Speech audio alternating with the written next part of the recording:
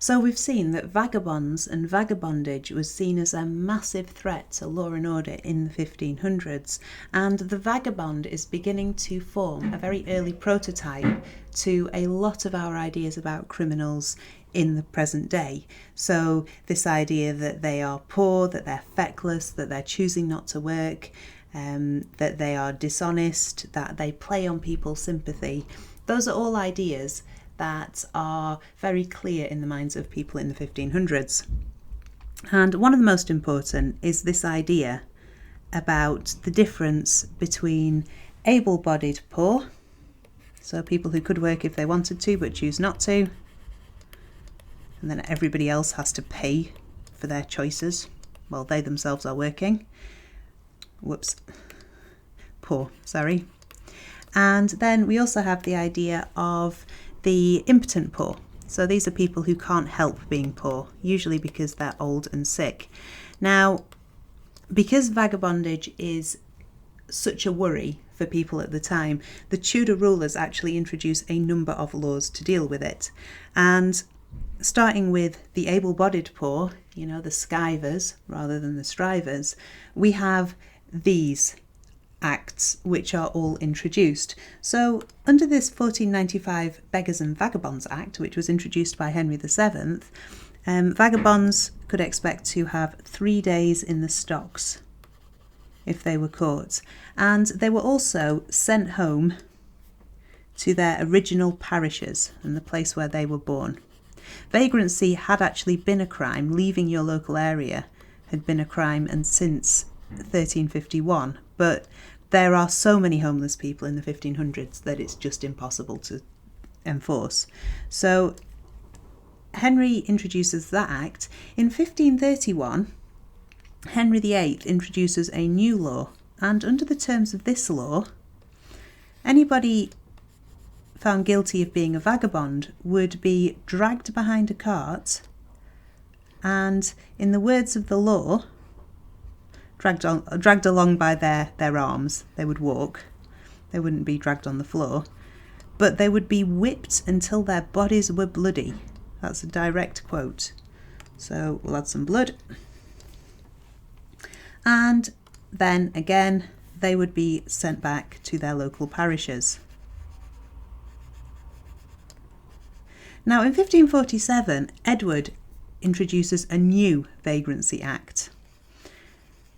And under this law, any vagabond who hadn't worked for 3 days was to be branded. That's burning someone with a hot iron so that it leaves a lifelong scar. And they were to be branded with a V on their forehead, and then they were to be sold into slavery for 2 years. The second time that they were caught, they were sold into slavery for life or executed. Now, the problem with this law is it's really too harsh and nobody's very comfortable applying it. So in 1550, they repeal it and get rid of it and go back to the 1530 law. So that's in 1550. There we go.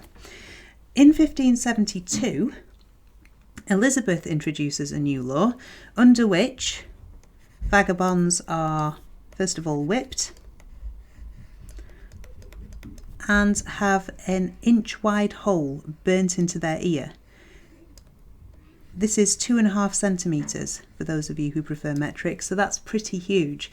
Now, if they were caught multiple times as repeat offenders and incorrigible vagabonds, then they could be executed.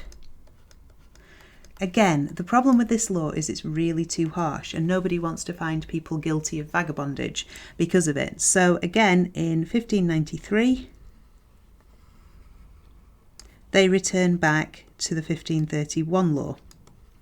And in 1598, Elizabeth tries again.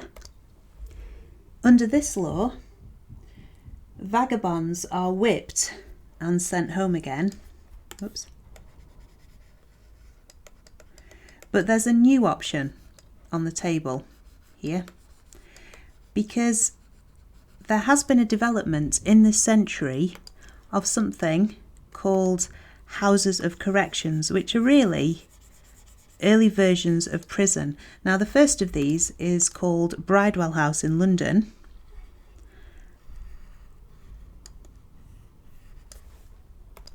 Or Bridewell Prison, and it was opened in 1553. So Bridewell Prison, 1553. And it served a number of purposes really. It was partly a hospital. Sometimes it was used to look after children who were orphaned, but its main purpose is as what's known as a house of correction, particularly for vagabonds. And they were pretty awful places to be. People would be separated from their children, they would have to work for no pay, making goods that would later be sold. And they weren't very pleasant. Now, in the year 1576, a law is made here to put houses of correction in all towns. So we now have, JPs have the option with repeat offenders of vagabondage of sending them to prison, houses of correction, and they could still sometimes be executed if they were considered to be incorrigible. So there's a number of really horrible punishments for vagabonds. However, one thing that is becoming apparent throughout the 1500s is that there is a real problem with poverty. So the monarchs also begin to introduce laws to help with that. In 1563, justices of the peace, so the king's representatives and the magistrates, are given the job, peace, turn that R into a PE, it's not very clear, they were given the job of raising money for what was seen as the deserving poor, people who wanted to work but weren't able to. So that's brought in 1563. In 1572, justices of the peace are then given the right to collect poor rates from each parish. So the people in the parish would pay a tax basically to support the poor people who live nearby. In 1598, we have a group called the Overseers of the Poor.